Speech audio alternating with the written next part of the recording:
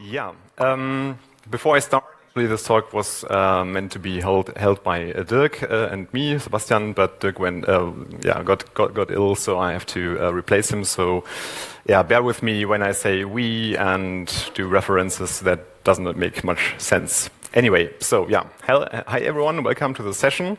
A long time ago, Dirk and I did some contracting work on a web application. It was an old, badly maintained beast of a monolith, scattered business logic all over the place, and yeah, there were rumors that there were folders called tests, but they only contained dusty, decaying skeletons of what was maybe a test a couple of years back, but no one looked at it. Every change was a challenge, obviously, very painful to do, and it was clear that something had to change substantially here, mainly to become competitive again, or at least to stay competitive. And the question now is, what should we change, and more importantly, in what way and how should we change and address things? One thing was pretty clear, though. In order to make something new successfully, we had to go deep into the legacy world to be to have any chance to be successful. And in order to do that, we had to become something more than just software engineers and software architects in that regard. We had to become something else.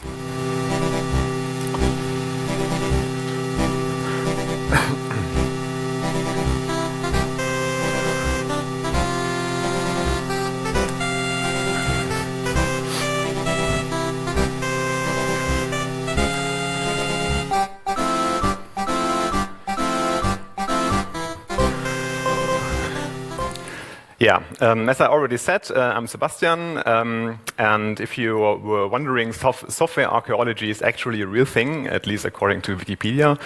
It's this topic where you have to deal with large, undocumented legacy code bases, and you have to dig around and to make things work. So we were both freelancers at the time when we started this journey. I will often refer to the company and the project as we, and I still feel that I kind of own it because we grow pretty close to the company and to the product and to the people working there. So what is the thing that I will talk about? So I will talk about our personal journey, basically, of building a better version of Fayo.dk. The site is a broker for Danish cottage homes, mainly targeting the German market, and they have a strong focus on customers with a deep passion about Denmark, very much like the stuff at Fayo.dk themselves. They have a deep love to detail. They have lots of original content, articles, videos, books, and so on and so forth. Their mission statement kind of is that they want, simply to, they put it quite simply, they just want to provide the best experience possible for, getting your cottage home in Denmark. A quick anecdote here, maybe a couple months ago, a customer called the customer service, and he had a very special request. He wanted to have a home for his vacation with a red leather sofa couch thing. There is no such thing as an attribute in the database, red leather couch. The customer service then started to look at the pictures, actually, and they called him back several hours later with a hand-picked selection of homes that would match that very, very specific requirement. So why are we telling this? Why I am telling this. This is what I mean by this deep passion for their customers and providing the best possible experience. And it's not like any other travel site, at least to my knowledge. So the context we are in, the company Fayo started in '93. I'm not sure if they had a website, not in 1993, but it started with the founder. He owned a couple of homes and he wanted to rent them out. So yeah, he built first a small site and then started to basically resell other homes as well. And this grew and grew all the time. So it is a small team. It was a small team back then, and it's still a pretty small team. At 2015, when this particular part of the journey started, there were 2 developers. None of them full-time, so like 4 heads, maybe 5, and all freelancers working part-time on that entire system. They have a working business model, so that's good. It's a sound foundation for the company, and I'm not sure if anyone has ever worked in the travel area. The business logic and data is just crazy, and I have a few examples later on. I have one example now, actually. There's this thing called the winter rule. It's a special thing for owners of cottage homes that for a particular part of the year, they cannot rent out the home the entire time, so there had to be breaks within consecutive weeks. And as a platform that wants to offer you a booking, you have to know these rules in order to say, okay, you cannot rent this home for 3 weeks, only for 2 weeks, because that would otherwise violate this regulation. Don't ask me why it's in place. It's just there. So the goal, as I said in the introduction, was to be able to make change again. And one big driver, surprise, 2015, we want to have a responsive web design already. And it is pretty clear that this was unfeasible or even unimaginable to do that with the old legacy code base. No way that would happen. And in general, there still are other features that are simply next to impossible to add to the old system. And another goal back then in 2015 was finally to start to hire again, to not only rely on external resources, but to build up their own internal team. There are, as always, a couple of constraints. So the existing system brings in the money. As I said, working business model, good foundation. But it was clear that with the limited resources involved and to also keep the risk minimized, that would actually take quite some time to improve things, to migrate things. And we have to keep this in mind all the time, because the old system is bad and boring and you don't want to work with it, but you have to maintain it still in some way, and you cannot only focus on the new and shiny parts. To give you a rough overview, this is more from the business perspective. The diagram was something we drew in 2015, and it makes it a bit clear, I guess, that there's more This is more like the tip of the iceberg. The screenshot you saw with the search form and the looking at houses and booking, it's really just the tip of the iceberg here. There's lots of things going on beneath. And you might wonder, maybe there are some clusters here and there, and we know the domain stuff pretty well because especially Dirk worked for FIO a little bit longer. And maybe these clusters and boxes, or you could draw boxes here, and maybe they could be seen as some sort of a bounded context, maybe. And maybe we could have done this. We could have simply extracted each of these identified boxes into its own microservice, and then we would be done. It's a simple swap and replace thing. But guess what happens? Small spoiler alert. We opted for building a new monolith, and we built it with Ruby on Rails. I don't know if you are familiar with it. Anyway, it might be that I will call it FIO Next, and this is or if you were wondering why I'm referring to it as FIO Next, because that's the internal project name for the new system. And a big surprise, we are not finished yet. yeah, but yeah, we made a big progress there. The responsive design is done for all the important parts, but yeah, as you can imagine, it's a big system with like 20-something person year development time. It takes time to move this over. Yeah, is this talk now a monolith versus microservice talk? Gesundheit. Kind of. But that's not actually our focus. We are trying to take a look at some of the arguments that are brought forward to promote microservice architectures, and we want to see if they or how they would apply in our context and why it made sense, sometimes in hindsight, obviously, for this particular use case. Yeah, quick disclaimer. Obviously, things are subjective here, and they might not apply to everyone. Like I said, it's more about our experience in this journey. So now, without further ado, let's take a look at some of the arguments that are brought forward. I think, or I hope at least, that the number one argument should be pretty obvious to everyone. It's related around team size. So if you have a big development department, many developers, you have lots of communication overhead and so on and so forth. So you want to break down your teams, and they cannot possibly work all on the same piece of software. So you also have to break down your software. And microservice, obviously, something that's something that you could consider to do. But remember, I already told you it's a small team. So this is the team, I think, in 2015.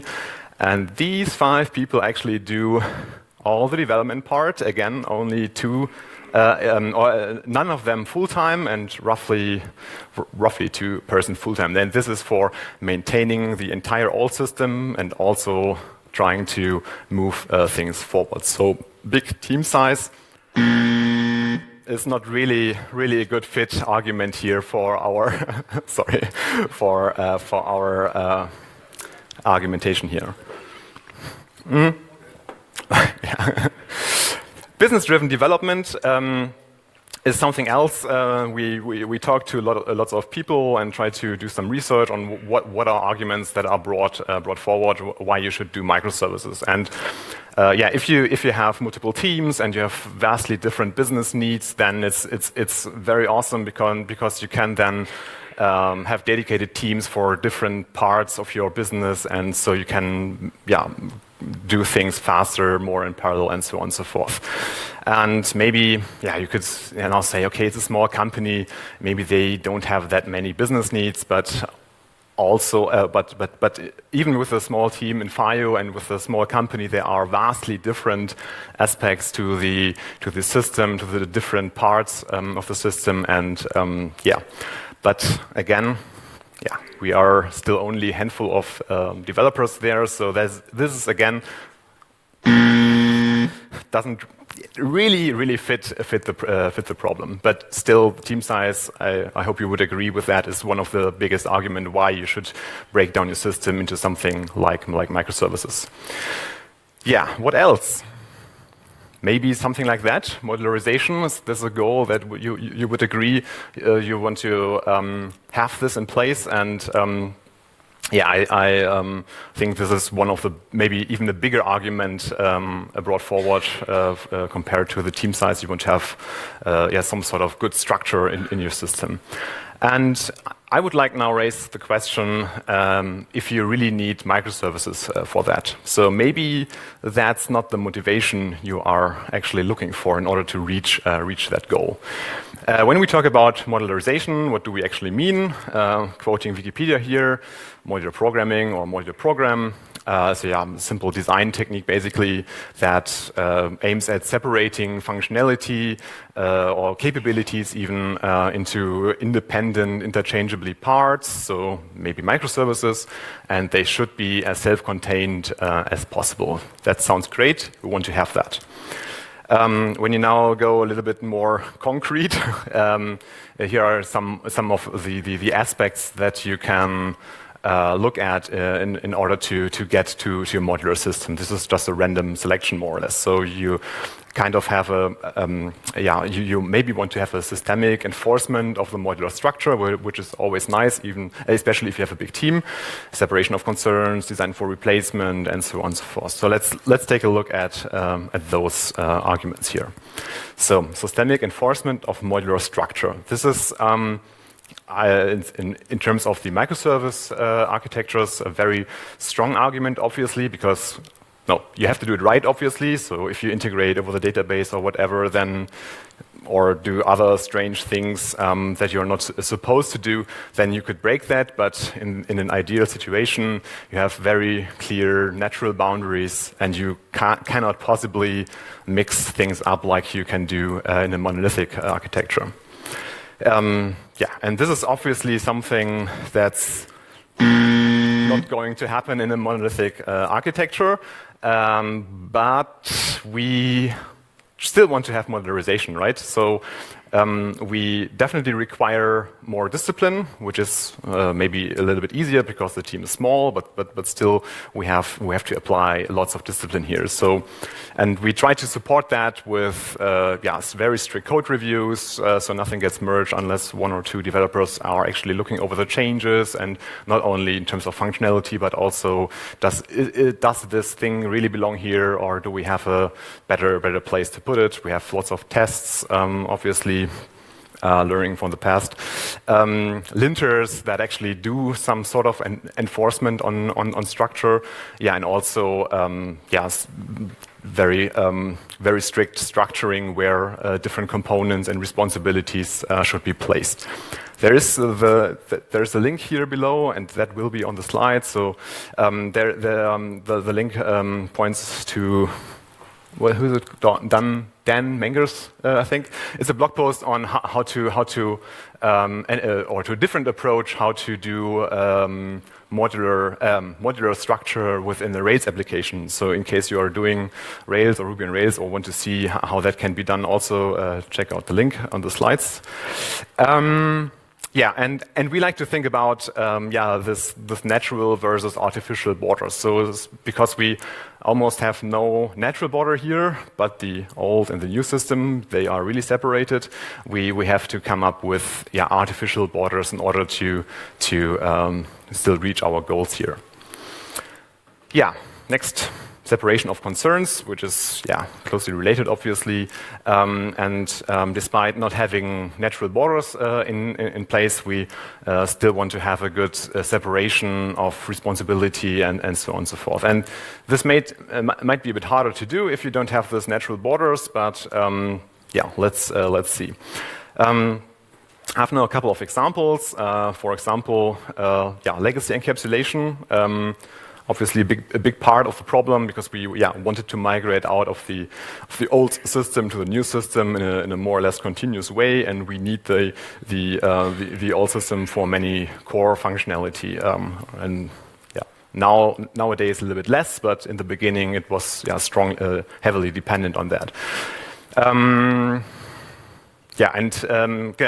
Our goal basically was to have a very strict and very explicit encapsulation part, so that we don't leak concepts and data and behavior from the old system through to the new world. And it's still an ongoing process, obviously. So what we did here, we have dedicated areas both in code and data. So code, obviously, namespacing for all the legacy parts, actually, and for all the legacy concepts, again, a different namespace, so that once we actually gain the authority on parts of the business, then we can just remove that. And we do basically the same with data as well. So this is also namespaced, and with that data, I mean stuff that we need to have or that we need to keep in sync between the systems.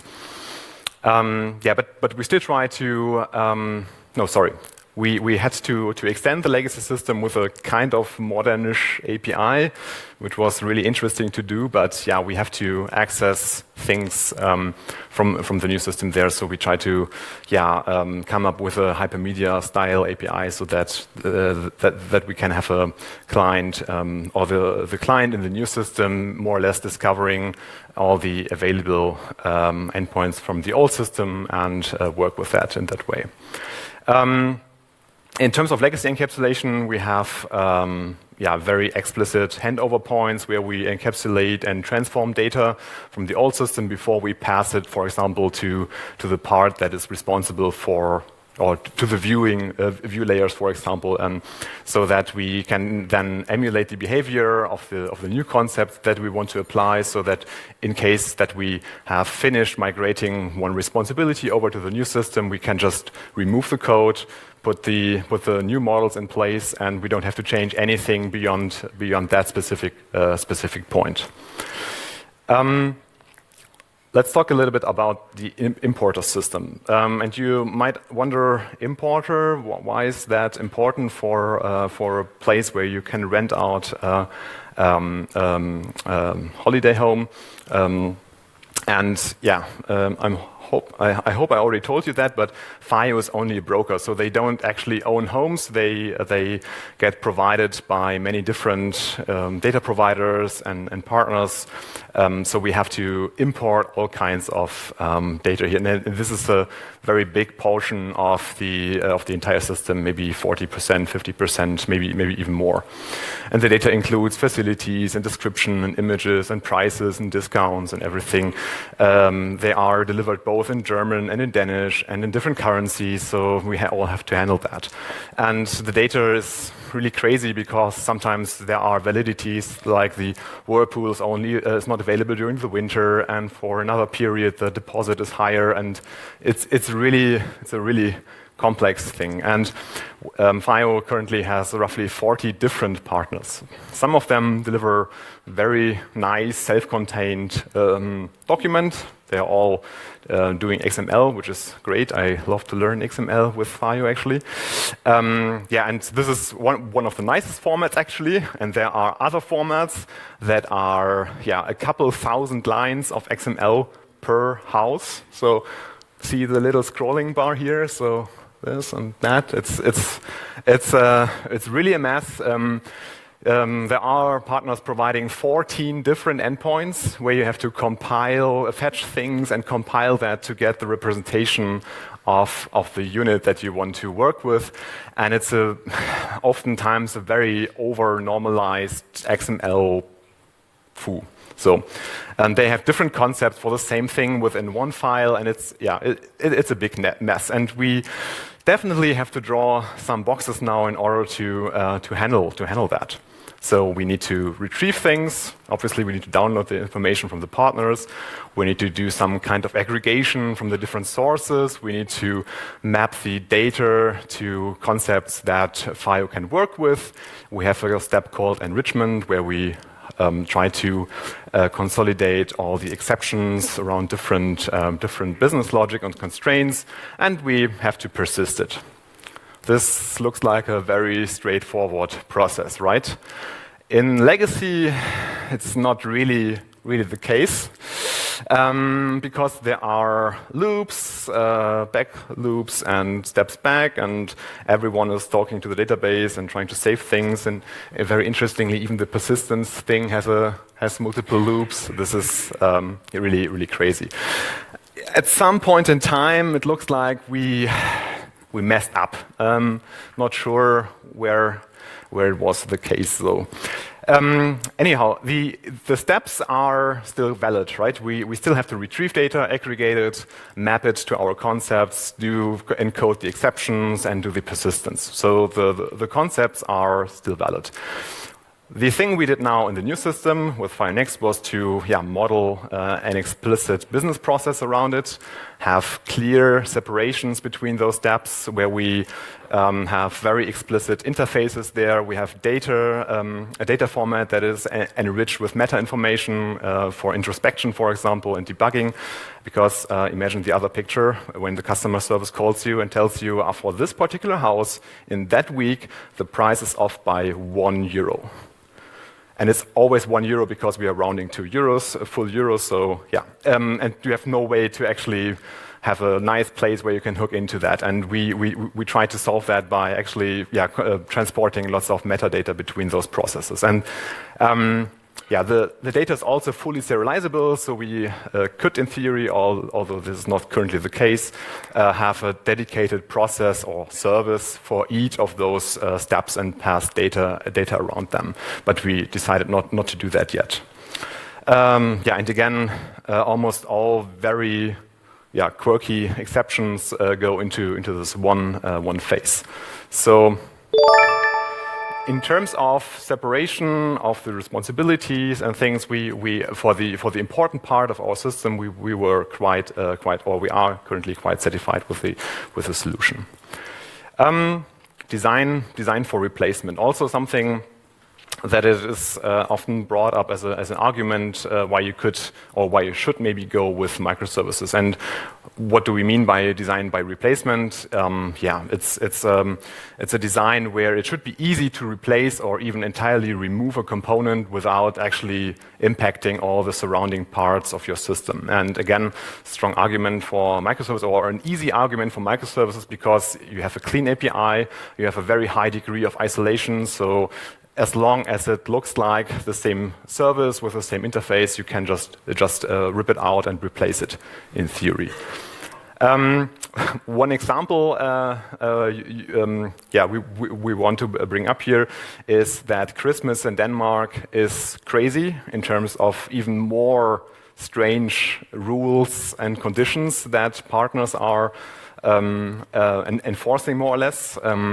There are things like different deposits for certain days. Unless you book 3 weeks in a row, then there's another discount to be applied, and it's really it's really a mess. And they come up with new ideas every year. So every year, for all 40 partners, almost things change all the time. So we want to be easy to replace those rules easily, and this is the reason why I highlighted a couple of times the part where we encode all those exceptions to these rules in the importer process.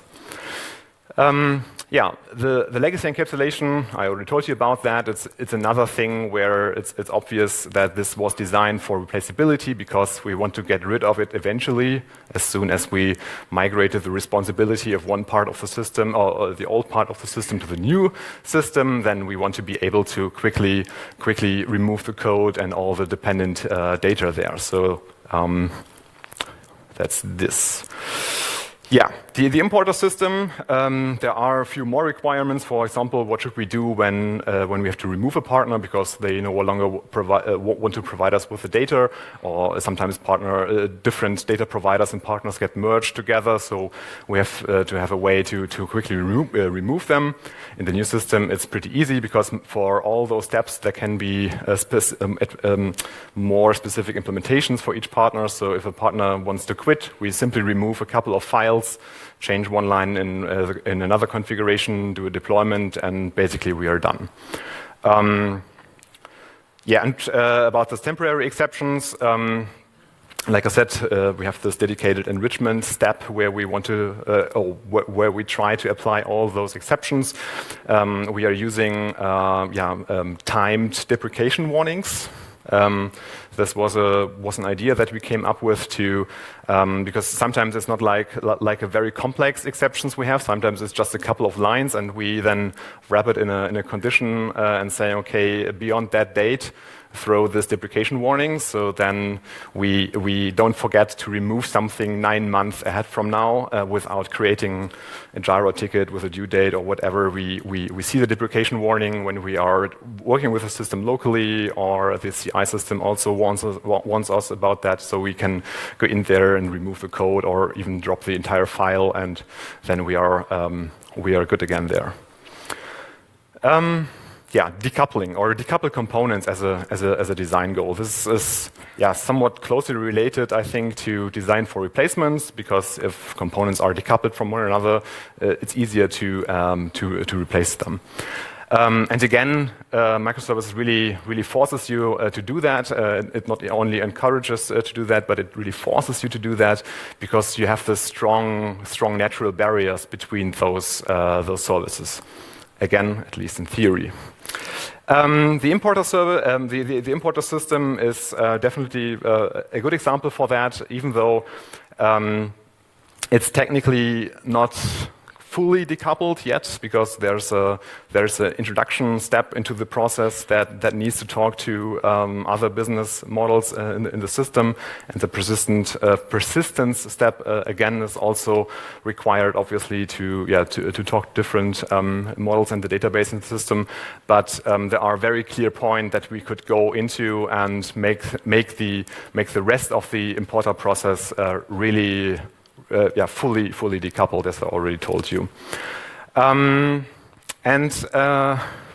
If you are thinking that we are against microservices and we don't use any microservices ever, this is not true, because we have a microservice in place, I think a couple of ones actually in the old system. One, for example, is the image server. It's a very simple program, like 100 or 150 lines of Ruby code. Actually, it is completely decoupled, isolated from the rest. It has very simple yet important responsibility. It is responsible to look up images, resize them, crop them, do things with that, and deliver it so that we can show pictures of the houses and for the content pages to the customer. And this still exists in the old system, and I guess this will be more or less the same in the new system. So there is no reason to integrate that into the rest of our monolith. So replacement, or the goal for replacement so far, we are very pleased with what we reached there. So you could say, or at least to our opinion, despite not going for microservices with the new system, we were quite pleased with the outcomes in terms of how modular the new system is. And there are now 3 developers in-house, and I'm not sure, 3 or 4 freelancers working on the project, and they all kind of were very quickly onboarded, which is something I guess is a good sign in terms of having a clear modular structure, and you know directly where to look at. And now that the team is bigger, we have different features. We are, or not we, but they are working now in parallel on, and this worked out okay so far. I'm guessing you already heard that argument too in terms of microservices. So if you are doing services or microservices, you can always use the best tool for the job. And obviously with microservices, it might be a bit easier to deploy as many different tools for all the jobs as you like. And again, I want to take a look at if this is a strong argument for the case we are currently looking at. So what do people mostly mean by best tool for the job? They are talking about polyglot programming and polyglot persistence maybe. This is mainly about acknowledging that you have different requirements for different parts of your application, right? So you want to apply the best programming language or framework or whatever available to that particular problem. And you have to remember that most of FIO is actually a web application, right? So we are already doing polyglot programming because we are not using JavaScript in the backend. We already have at least 2 different programming languages in place. We are also doing lots of stuff with SQL. It's still a thing, so that is technically also something that could be seen as a part of polyglot here. But there are yeah, so, no, sorry.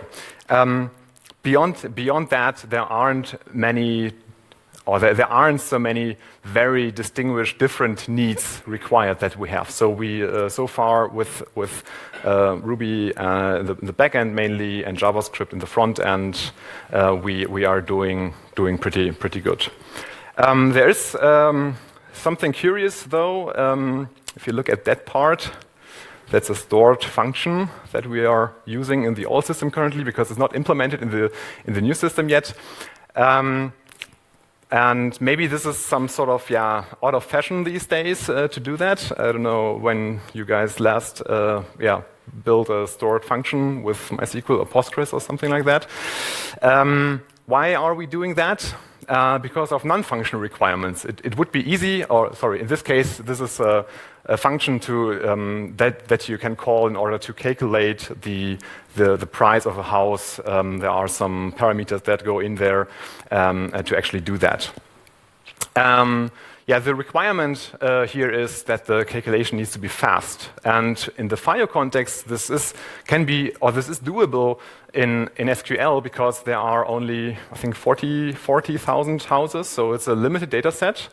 And the price calculation is heavily used even in the search. So this is one of the few sites, if you search for a house and you give it all the parameters, you get the final price to the end. There are no starting from prices here. So we are actually calculating lots and lots of prices every time you do a search. And this has proven to be the easiest and fastest solution. It might not be, you might need to get some time to get used to it. It might not be very pretty, but it works just beautifully for this particular use case.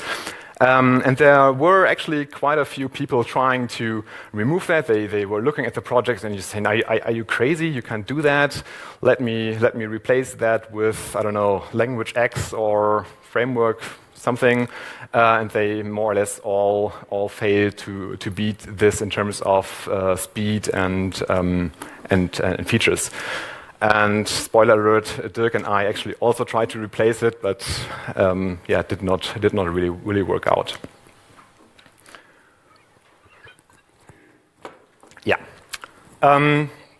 Modern infrastructure requires microservices. I'm not sure if you are hearing this argument from time to time. I do, and it feels a little bit like a misconception that you cannot have the one without the other, and that they are intertwined in a way that they cannot be separated. You cannot have one without the other. And of course, we wanted to modernize the infrastructure. You don't even want to know how the old system is running currently.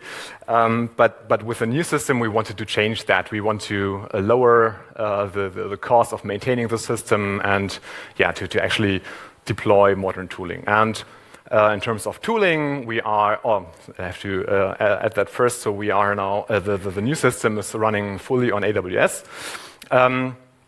And in terms of ops tooling, we are using Packer to build fully pre-configured images there, where there's everything baked into the machine image. We use Terraform to manage the entire infrastructure with different environments. We are regularly destroying the staging environment and building it up again to test out new things. And this works very well for our use case. So in general, we are trying to aim for what I would like to call a deployment monolith. So we have one code base actually, and we despite that's the next point. Sorry. Despite having one monolithic code base and a monolithic architecture, and we deploy everything in a homogeneous way to all the servers that we are running on AWS, we use it in different ways. So there are still background workers only using a part of the system, and the rest is, for example, serving web requests to the customers, doing searches, and so on and so forth. And obviously, the image server is also in place. And despite having this, the very traditional Rails application way of deploying things, at least it looks like it, we were able to still utilize modern things like I don't know, auto scaling from AWS and the load balancing thing and everything. And what are we doing there? We are actually building Debian packages because we weren't that familiar with Dockers and the container things, but it's essentially the same thing. So we are building Debian packages, and we are automatically deploying them when we spin up new instances. And the developers actually don't really come in contact with that. They are just using the more or less default way to deploy the Rails application, and we do then roll out the things behind the scenes. But if we would do that today, maybe we don't would use Debian packages anymore. But we haven't touched that in 2 years or so, and it just works for us. Quick checklist. I'm running out of time a little bit. So the team size argument, one of the biggest arguments in relation to also having to be able to parallelize business-driven development, did not really apply to Fire back then, and also today the team is simply not really big enough to have this huge communication overhead that you want to compensate doing in a service-based architecture, a microservice-based architecture. But despite that, we still wanted to have a modular system, and as far as we can see this now in hindsight, this worked out pretty well, and we also kind of are still able to apply all the tools for the jobs that we have at hand. Few more points. I already told you that despite having a monolithic system, you are still able to deploy smaller services within that system. So, for example, like I said, the image server, for example, or background workers. So you need to have everything running just because you are deploying this in one step. So our goal here was to have a modular deployment monolith to keep things simple for the team, but still be able to utilize all the other stuff. And there's actually something that was written, I think, a couple of years ago now, the Monolith First article by Martin Fowler. I don't know if you are, I hope you are familiar with that. So he said that or they came to the conclusion that you shouldn't start a new project using microservices right away, even if you are very, very sure and confident that the system will be big enough and that your team will be big enough later on. And then he continues that you should start with a monolith and extract functionalities and features and capabilities step by step out of that big system once you understand how that actually works, and then you constantly refactor that monolith into smaller pieces. And since we were aiming for the modular system anyway, this is something we feel quite confident to be able to do in case that need actually arises. Some future steps. I will go over them very quickly. So there are search and scoring. Scoring is actually the ranking of the search result, again by price and different other categories. Is a big block that is not yet fully in the new system. The part of the booking process is still in the old system. This is not very complicated, but or not very complex, but we have 40 partners again, so we have 40 different interfaces that we need to integrate with in order to process booking informations, and there are no remaining parts of the importer process, but different data that we need to import. But we have challenged our approach against all those topics, and there are a couple of more. And so far, we don't see any big blockers ahead of us. So hopefully that will hold up in the future. To sum it up. Since FIO is a small company with a small team, we had the need to deliver or to very quickly deliver business value with the new system. And this goes hand in hand with managing to 20-something person year code base into something new. Yeah, and I guess there is really no excuse to apply at least some of modern infrastructure practices, even though that you go with the monolith, for example. And you should often ask yourself the question: is the decision for a microservice-based architecture actually driven by the business, or is it just something you want to try out or your teams want to try out? At least this is something I observe from time to time. A little aside thing, don't neglect your front end. There were a couple of talks yesterday about applying microservice ideas to the front end as well. I will go over that very quickly.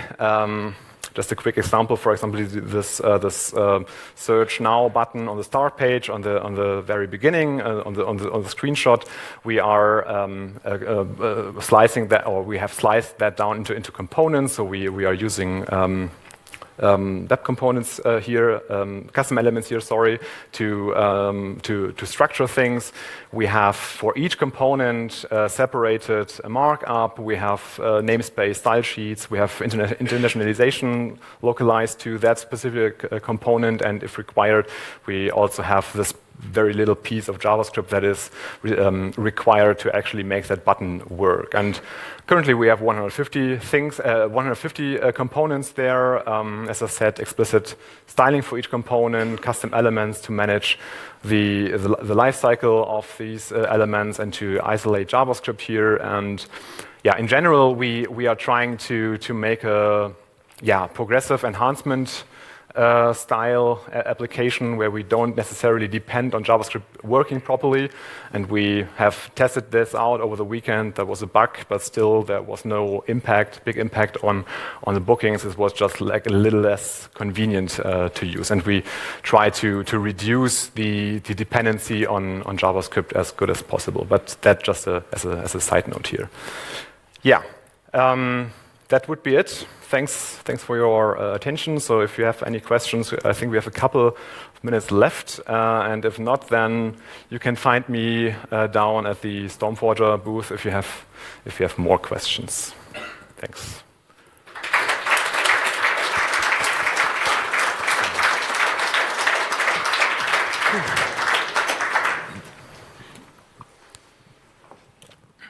Hi, just a quick question. I think you didn't cover this topic. What about rollouts?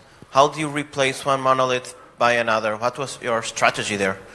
Rollout, what was the... So you had a monolith serving, so how do you replace by a new one? Is it a modular approach? It was just a big switch? Did you have to cover everything at one point?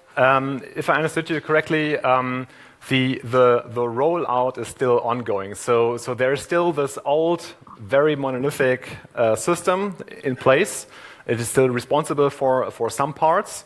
And then there's this new system that we are building up, the new monolith. There are parts that we actually remove from the old system once we have finished implementing that in the new system. For all the other parts that are critical to the business process, we either rely on the old system to handle that. So I think the last step in the booking process is still in the old system, for example. So we are integrating there over the front end. But once we migrated responsibility over, we sometimes just deactivate the part in the old system and not remove it, because removing it is unfeasible, because we don't know what else do we break. So yeah, we are not. So there's no one big flip switch that we turn around, but we try to find concepts and responsibilities that are big enough and make sense to migrate them from one system to another. I hope I answered your... If not, then come to me and we'll go into more detail there. One last question. So you're a rather small team. How do you organize your team, your capacity, your resources around building on the old system versus on the new system? I'm not sure if I can answer that with the time remaining. It's a big challenge because you always have to compete with we want to do that very quickly, and the business side is asking, can't we do that somehow in the old system? And it's a constant trade-off basically, and the developers have to make a very good case why things should be delayed, for example, in order to make them better or future-proof, so to speak, in the new system. And it's a constant struggle, I would say, to make that happen. And especially with maintaining the old system, you have to keep it running, and it's not very pretty. So you don't really want to do that, but you have to. It's a really challenging situation for the small team. But so for the past 3 years, it worked out okay, I would say. Okay, thank you, Sebastian. Welcome.